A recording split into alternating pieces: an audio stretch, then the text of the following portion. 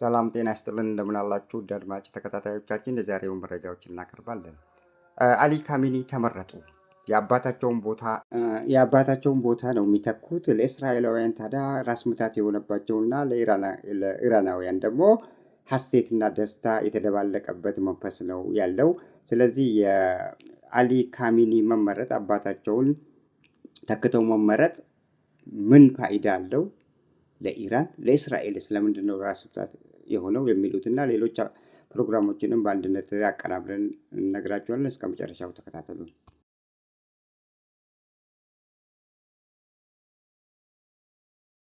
አሁን ማን ነው የተመረጠው ነው ያልከው? በአሊ ካሚኒ ማለት የሞቱት ካሚኒ በልጃቸው ነው ሱፕሪም ሊደሩ አሁን ላይ የተመረጠው እና ሱፕሪም ሊደሩ መመረጥ ደግሞ ትልቁ ራስ ምታትና ለእስራኤል በጣም የሚጠሉት ይህንን በሱፕሪም ሊደር መተዳደሩን አይፈልጉትም እስራኤላውያን። ምንም እንኳን ጸቡ ሌላ ነገር ቢሆንም፣ ነገር ግን የሱፕሪም ሊደር የሚባለውን ነገር አይፈልጉም እስራኤላውያን። አሁን እስራኤል ምንድን ነው የምትለው? ይህንን ሱፕሪም ሊደር ልክ አባቱን እንደገደለው እሱንም እንገለዋለን። ስለዚህ የትም ማምለጫ የለውም። በቀደም ዕለት አሁን ከዚህ ቀደም ሲያስጠነቅቁ ነበረ። ኢራን አዲስ ሱፕሪም ሊደር ልመርጥ ነው አለች። ስለዚህ እስራኤል ደግሞ እንደምታጠቃው ወይ ደግሞ እንደምትገለው ከወዲሁ ማወቅ አለባቸው ብለው ነው በተደጋጋሚ ሲያስጠነቅቁ ትናንትና ከትላንትና ወዲያ ነበረ የእስራኤል መንግስትም። አሁን ሱፕሪም ሊደሩ አሊ ካሚኒ ተመርጠዋል በአባታቸው ቦታ። ሱፕሪም ሊደር ለነሱ ትልቅ ጥቅም አለው። የሀገሪቱን ቁልፍ መረጃዎችን የያዘ ወታደራዊ ኃይሉን የሚመራ እንዲሁም ኢራን በእሳቸው እጅ ነው ያለችው እና እስራኤል ይህንን አትፈልገውም። እስራኤል በፍጹም ይህንን ሱፕሪም ሊደር የሚባለውን ነገር ፈጽሞ እሺም አትልም፣ አትቀበለውምም። ለዛ አሁን ይህንን ለመግደል ደግሞ አሁን ሽርጉድ ላይ ናቸው። አሁን የስለላ ድርጅቱ ተበታትነዋል። የእስራኤል የት አካባቢ እንደሚገኝና እንዴት መግደል እንዳለባቸው ከወዲሁ የእስራኤል መንግስትም እንትን ብለዋል ማለት ነው። ስለዚህ የአሁኑ ሱፕሪም ሊደር መመረጡ ለነሱ ትልቅ አድቫንቴጅ አለው።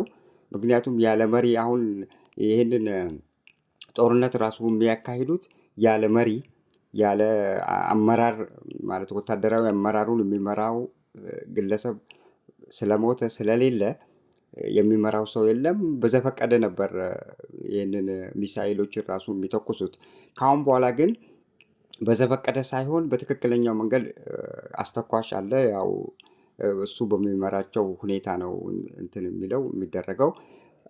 እሱ ከመመረጡ በፊት ከዚህ ቀደምም ሱፕሪም ሊደሩን ለመምረጥ ብዙ ምርጫዎች ቀርበው ነበረ። ከዛ ምርጫ ውስጥ የአባቱን ቦታ ይተካል ተብሎ የተገመተውና የአባቱን ቦታ ተክቶ ደግሞ አባቱ ይሰራ የነበረውን ነገር ለኢራናውያን ይሰራል ተብሎ የተገመተው አሊ ካሚኒ ነው። ስለዚህ አሊ ካሚኒ በሙሉ ድምፅ ነው የተመረጡት። ዛሬ ይፋ ተደርጎ አሊ ካሚኒ ተመርጠዋል። አሊ ካሚኒ መመረጥ አሁን የጦርነቱን ሁኔታም ይቀይረዋል ብለን እናስባለን ብሎ ይታሰባል። ምክንያቱም በሱፕሪም ሊደር ላይ ነው ያለው ሁሉ ነገር ጫናው። ኢራናውያን የሚመኩትም በሱፕሪም ሊደር ነው። ይሄ ፕሬዚዳንት የሚባለውና ጠቅላይ ሚኒስቴር የሚባለው ነገር እንደዚሁ ለስም ነው እንጂ የሚቀመጠው ትልቁ ቁልፉ በእጁ የሚይዘው ሱፕሪም ሊደር ነው። አያቶላ አሊ ካሚኒ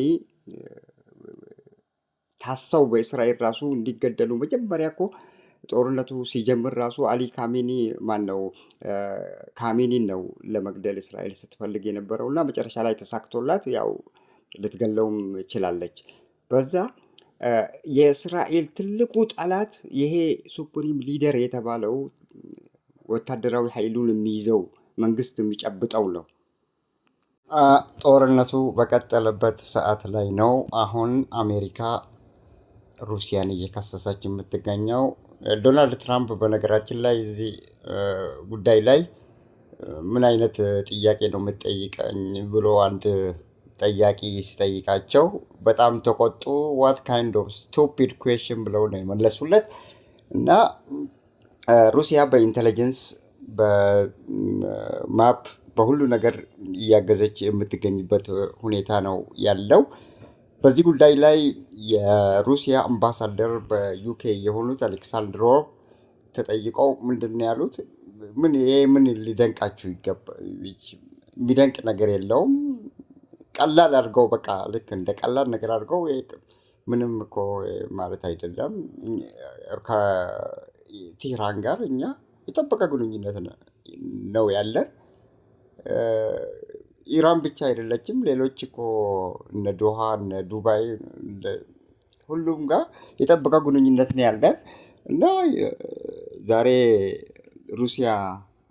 የሩሲያ መንግስት ዛሬ ኢራን ወይ ደግሞ ኢራንን ቢረዳ ምን ይደንቃል እንዴ? የሚደንቅ ነገር አይደለም። ያው ሽርክና ማለት ይሄ ነው። ወዳጅነት ማለት ይሄ ነው። የሁለት ሀገር በዲፕሎማሲ መወዳጀት ማለት ወዳጅነት መፍጠር ማለት እኮ ይሄው ነው። አንዱ አንዱን በችግር ጊዜ መርዳት ነው። ሌላ እኮ ትርጉም የለውም። ሽርክና የሚባለው ወዳጅነት የሚባለው ጓደኝነት የሚባለው ሲምፕሊ በመጥፎ ጊዜና በጥሩ ጊዜም ከጎን መሆን ነው። ይሄ እንዴት ሊደንቃችሁ ይገባል? አሜሪካ አሁን ከእስራኤል ጎን አይደለን እንደ በፕሮክሲነት ኢራንን ሲደበድቡ የምናየው። ስለዚህ ምንም ማለት አይደለም ብለው ነው አቅልለው የሩሲያ እንደምትሳተፍ ከወዲሁ እና ሩሲያ እየረዳች እንደሆነ አስረግጠው ተናግረዋል። እና በዚህ አሁን ጦርነቱን ወደ ማይፈለግ ሁኔታና ወደ ማይፈለግ ደረጃ ላይ ሊያደርሱት ይችላሉ። እንግዲህ አሁን በእንደዚህ አይነት ሁኔታ የሚቀጥል ከሆነ አሁን ሩሲያም ቻይናም ወዳጅ ናቸው። እውነት ነው። ወዳጅ ሲኮን እኮ በድብቅም ቢሆን አሁን ሩሲያ ነች እነዚህን የአሜሪካ ወታደሮች ወዳሉበትና ሌሎች ማፖችን እየሰጠች የምትገኘውና እያስመታችን ትገኛለች ብለው ነው አሜሪካኖች የሚናገሩት። እና ሩሲያ በዛ ብቻ አይደለም እየረዳች ያለችው። በነገራችን ላይ በጦር መሳሪያዎችን በጣም እየረዳቻት ነው የምትገኘው። ምንድነው የሩሲያው ፕሬዚዳንት ከዚህ ቀደም ተጠይቀው እኛ ከኢራን ጋር የጠበቀ ግንኙነት አለን፣ ከዛ በዘለለ ግን ምንም አሁን ላይ መናገር አልችልም ብለው ነው በደፈናው የዘጉት። እና ተመልሰው ደግሞ አሌክሳንደር ያኬቬንኮ የዩኬ አምባሳደር የሩሲያ ዩኬ አምባሳደር አንድ ሀገር ወዳጅ ነው ሲባል ወዳጅ ለወዳጅ ካልተረዳዳ ምን ሊደራረግ ነው ወዳጅ የሚሆነው ነው ያለው። በቀላሉ ወዳጅ ሁለት ሀገሮች ወዳጅ ሲሆኑ ምን ለማድረግ ነው ወዳጅ የሚሆኑት ብሎ ነው ጥያቄ በጥያቄ ያቀረበላቸው። ምክንያቱም ወዳጅ ወዳጅን ካልረዳ፣ ወዳጅ በመጥፎ ቀን ወዳጁ ጋር ካልቆመ ምንድነው ወዳጅ መሆን ለአንድ ሀገር? ወይ ደግሞ በግለሰብም ደረጃ እኮ ዘሴ ምስጢሩ በግለሰብም ደረጃ እኮ ወዳጅ ሲባል እንዴት ነው? ጓደኛ ማለት ነው። ሽርክና ማለት ታዲያ ምንድን ነው? ለመጥፎ ቀን ለዚህ አይነት አሁን ህዝብ እየወደመ ባለበት ወቅት ላይ አጠገቧ ካልቆመች ሩሲያ ምንድን ነው ወዳጅ ለመሆን ለምን አስፈለገ? የአንድ ሀገር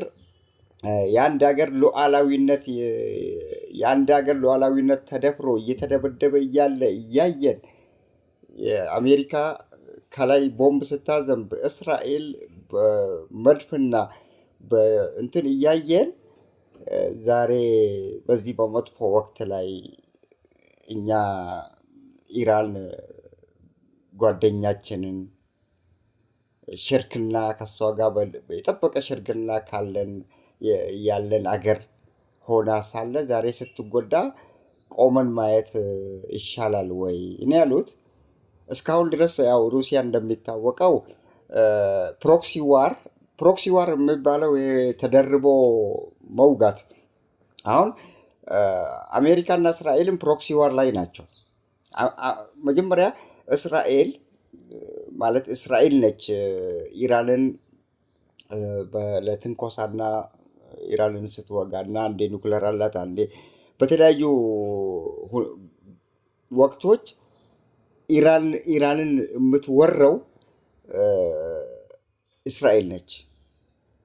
ከቅርብ ጊዜ ወዲህ ደግሞ አሜሪካ በስመ ኑክሌር ማምረት አቆሟለን፣ እናዳክማለን፣ አሊያ ደግሞ ኑክሌር ማቆም አለባት ተብሎ ተዘመተባት። አሜሪካ ፕሮክሲ ዋር ነው የገባችው እንጂ አሜሪካ ይህንን የኑክሌር ለምን በዓለም ላይ የተከለከለውን ኑክሌር ለምን አሁን ዶናልድ ትራምፕን በስመ ኒውክሌር ተብሎ ጦርነት ውስጥ እንዲገባ ተደረገ እንጂ ዶናልድ ትራምፕ ሀሳቡም የላቸውም ኢራንን የመውጋት። እስራኤል ነች። እስራኤል ወትውታ ወደ ጦርነቱ እንዲገባ አሁን ለምሳሌ ውስጥ አንድ ነገር አሁን አሜሪካ ወይ ደግሞ እስራኤል ራሷ ለምሳሌ አሜሪካ በምትደበድብበት ወቅት ላይ ቶሎ አናውንስ የምታደርገው ያንን የአሜሪካን ድርጊት ማ እንደተገደለ ምን እንደሆነ ቶሎ ብላ አናውንስ የምታደርገው እስራኤል ናት። እስራኤል ኢራንን ፈጽሞ አትወዳትም፣ ፈጽሞ። በተለይ ታላቁ መሪ የሚባለው ሼኮች የሚተዳደረው የአገሪቷን ቁልፍ ቦታ ይዞ አገሪቷን እንደ መዘውር የሚያዛውረው በቀደም ለታ የተገደሉት በቃ ያ በክለርጂ በሃይማኖታዊ አስተዳደር ነው። ያ ዲሞክራሲ ውስጡ የለውም፣ ጭቆና ነው። ጭቆና ቢሆን የሰው ሀገር ላይ እስራኤል ምን አገባት? እንደፈለጉ ያስተዳድሩ። ከፈለጉ በሃይማኖታዊ ይሁን በፈለጉም ቢያስተዳድሩ እስራኤል ምንድነች እዚህ ጋር? እና እስራኤል እንደዚህ አይነት የመንፈስ ቅናት የሚመስል ነገር ነው። በዛ የተነሳሳ ዶናልድ ትራምፕም ወደ ጦርነቱ እንዲገባ ተደርጎ አሁን ላይ ጦርነቱ የሞቀና የተሟሟቀበት ሁኔታ ነው ያለው። አሁን ዛሬ የተደረገው ነገር ምንድን ነው? እስራኤል ቀጥታ አንድም ቀን አድርጋው የማታውቀውን የነዳጅ ሪፋይነሪ እንትን ላይ ሚሳኤሉን ወረወረች እና ታርጌት አድርጋ ያንን አጋየችው። ያንን ምንድን ነው የሚባለው ሪፋይነሪውን። ከዛ ካወደመችው በኋላ ኢራንም ወዲያውኑ ነው መልስ መለሰችው። ናይፋ ላይ ያለው የእስራኤል ዛሬ እየነደደ ነው። እዛ በእንትን ውስጥ ያለውም ቴህራን ውስጥ የተመታውም ዲፖ እየነደደ ነው። አዘሴም ታይም እዛ እስራኤል ያለውም እየነደደ ነው። እና በእነዚህ አይነት ሁኔታ አሁን ምንድን ነው ከዚህ ጥያቄያችን ምን ላይ ነበረ? ሩሲያ እየረዳች ነው ወይ? አዎ፣ ሩሲያም ቻይናም እየረዱ ነው። ምክንያቱም ጥብቅ ግንኙነት ነው ያላቸው እነዚህ ሁለቱ ሀገሮች፣ እነዚህ ኢራንና ቻይና፣ ኢራንና ሩሲያ በጣም ጥብቅ ግንኙነት ነው ያላቸው በመሳሪያ። ከዚህ ቀደም ዩክሬንና ራሽያ በጦርነት ሊገቡ አካባቢ ኢራን ታግዛቸው ነበር በድሮኖች። እነዚህ ወፎፍ የሚያካክሉ ድሮኖች አሉ አይደለም? ያንን ስትልክላቸው ነበር። ሌሎች ሚሳኤሎችንም። ኑክሌር ለምን ታበለጽጋለች? እንደገና አሁን ላይ ሚሳኤሎችን ታመርታለች። ይህ በነገራችን ላይ ይህ ሚሳኤል የሚባለው የተከለከለ የሚባለው ሚሳኤል አለ። ይህ ሚሳኤል ባሊስቲክ ሚሳኤል የተባለው ነው። ባሊስቲክ ሚሳኤል የተባለው አሜሪካና ሩሲያ ናቸው በስምምነት ላይ ተደርሶ የሆነች ሩሲያ አካባቢ የምትገኝ ደሴት ላይ በዛን ጊዜ ሚሃይል ጉርባቸው ነበሩ የሩሲያው ፕሬዚዳንት። የሚሃይል ጉርባቸውና የአሜሪካው ፕሬዚዳንት ደግሞ እዛ ምንድነው ያቺ ኢስላንድ ላይ ቁጭ ብለው ነው የተወያዩትና ማለት የባሊስቲክ ሚሳኤል የሚባለው ነገር መጥፎነቱን ተገንዝበናል። ራዳርን ጥሶ የመሄድ ካፓቢሊቲ ያለው። ምክንያቱም ይህ ባሊስቲክ ሚሳይል የሚባለው ጫፉ አካባቢ ላይ ኑክለር ነው የሚሸከመው፣ ጫፉ አካባቢ ላይ። ለዚህ ነው ራዳሮችንም ጥሶ ያልፋል። ፍጥነት አለው፣ ሃይፐርሶኒክ ነው፣ ፍጥነት አለው። 5 ጊዜ ከሰው ልጅ ቃላት ሰው ልጅ ከአፉ ከሚያወጣው ቃላት 5 እጥፍ የሚበልጥ አላየ። ለዛ ነው በጣም ራዳሮችን ቢዚ ያደርጋቸዋል። ራዳሮቹ ሊቆጣጠሯቸው አይቻላቸውም። አሁን በዛን ወቅት ላይ ሩሲያና አሜሪካ በዚህ በባለስቲክ ሚሳኤል ዙሪያ ላይ ነው አሁን ነገሩ። ባለስቲክ መሳሪያ የተከለከለ መሆኑን ለዓለም ማሳወቅ አለብን። አሁን ያለን እኛ ሁለታችን ነን አደለ? አዎ እሺ አምጪ፣ አንተ ማምጣ፣ አንተ ማምጣ ተባብለው ሁሉንም አወደሙት። ባሊስቲክ ሚሳኤሉንና ሌሎች ሚሳኤሎች ሩሲያ ያላቸውንም አወደሙት። ከዛ በኋላ የአሜሪካው ፕሬዚዳንት ወዲያውኑ ምን አለ መሰላችሁ? በጣም የሚገርመው ነገር የአሜሪካው ፕሬዚዳንት እንግዲህ መሳሪያውን አሁን አወደምን አይደል? አዎ አሁን እኔ የዚህን ነገር ማክሸፊያ ወይንም የድሮኑ ማክሸፊያ ወይንም የባሊስቲክ ሚሳኤሉ ማክሸፊያ ተመራምሬ ያንን ነገር መስራት እፈልጋለሁ አሜሪካ አለ። በዛን ወቅት ላይ የሚሃይል ጉርባቾቭ በዛን ጊዜ ዩኤስኤስአር በወቅቱ ሞስኮ ፕሬዚዳንት ነበሩ። ምን አሉ? እንዲህ አይነት ጨዋታማ አይሰራም። መሳሪያውን መጀመሪያ መጥፎ ነው የተባለውንም ባሊስቲክ ሚሳኤሉ ራሱ አወደም ነው። ለምንድን ነው የእሱን ራዳር ለመስራት አሜሪካ የፈለግሽው ብላ ሩሲያ በጣም ተናዳ በዚህ ነገር ላይ ትታ ሄደች። ከዛ በኋላ አሜሪካ ልክ እንዳለችው ለዛ ለባሊስቲክ ሚሳኤል ማርከሻ ወይ ደግሞ እንትኑን ለመስራት አሜሪካ ወደ ኦልሞስት 30 ዓመት በላይ ነው የፈጀባት። 500 ቢሊዮን ዶላር ነው ያወጣችው ይህንን ራዳር ለመስራት ብቻ ባሊስቲክ ሚሳኤሉን የሚገታ። ታዲያ አሁን ይህንን ያነሳንበት ምክንያት አለን። ባሊስቲክ ሚሳኤሉን የሚገታ ከዛ በኋላ ሩሲያም አላት ኤችክው የተባለ የቻይናው ኤችክው የሩሲያ ኤአር ምናምን የሚባለው ሁሉም አሁን አላቸው። አሜሪካም አላት ኤርድሮም የተባለው የእስራኤሉ። አሁን ለየት ያደረገው የዚህ የኢራንን እንትን ነው። በጣም የሚገርመው ነገር ባሊስቲክ ሚሳኤሉ ያኔም የተባለ ነው። አንዳንድ ጊዜ ያመልጣል፣ አንዳንድ ጊዜ እንትን ያደርጋል። አሜሪካ እኔ ሰራሁት ያለችው ፈጽሞ ከራዳሩ ማለፍ እንዳይችል ያን ራዳር ነው የሰራሁት ነው ያለችው። ሌሎች ሀገሮችም አላቸው። የቻይናው አይሰራም ነው የሚባለው በአብዛኛው። አሁን ቴህራን ላይ በአብዛኛው የሚጣለው የእስራኤል እንትን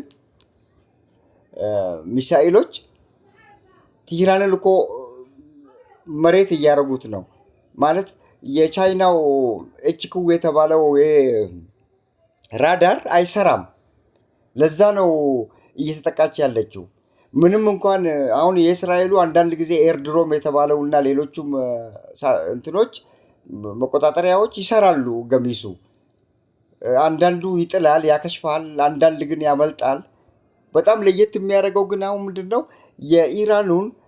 ኢራን ወደ እስራኤል በምትተኩስበት ወቅት ላይ ወይ ደግሞ ሌሎች ሀገሮች ላይ አንዳንድ ጊዜ ያልፉና ይጥሱና ይመታሉ።